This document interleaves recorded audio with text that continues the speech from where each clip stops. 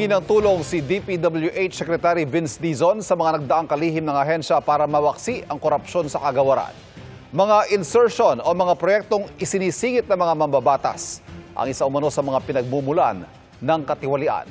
Nakatutok si Joseph Moro, exclusive. Napapailing na lamang si Secretary Vince Dizon sa nangyayari sa DPWH.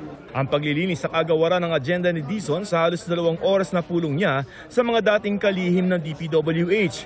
Si Rogelio Singson ng administrasyon ni dating Pangulong Noynoy Aquino at Jose Ping de Jesus sa termino naman ni na dating Pangulong Cory Aquino at Fidel Ramos, na nakasama rin ni Dizon nung chairman siya ng TARC Development Corporation.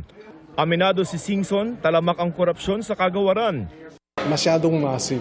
I cannot imagine how massive the corruption inside and outside. At isa sa mga pinagmumula ng korupsyon ang mga insertion o mga proyektong isinisingit ng mga mambabatas. Lower House and the Senate.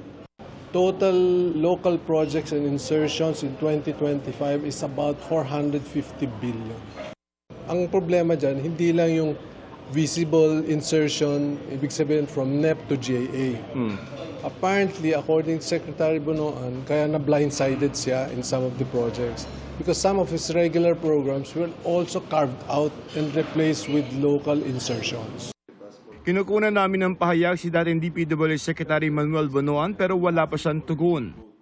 Sa pagdinig ng House Committee on Appropriations noong Biyernes, ipinunto mismo ng ibang kongresista na hinahati ang ilang malalaking proyekto sa distrito nang hindi lalampas sa 150 million pesos para sa DPWH District at hindi DPWH Regional Office ang magpapatupad ng mga ito.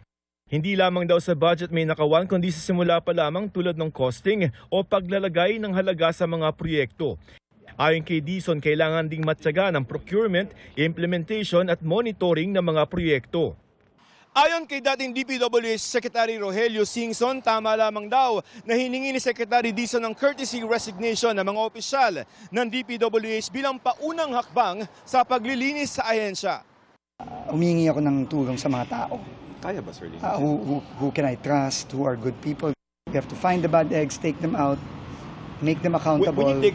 If they're as bad as Alcantara, Mendoza, and Hernandez, hindi lang dismissal yun. Talagang kakasuhan yun. Para sa GMA Integrated News, Joseph Morong, nakatutok 24 oras.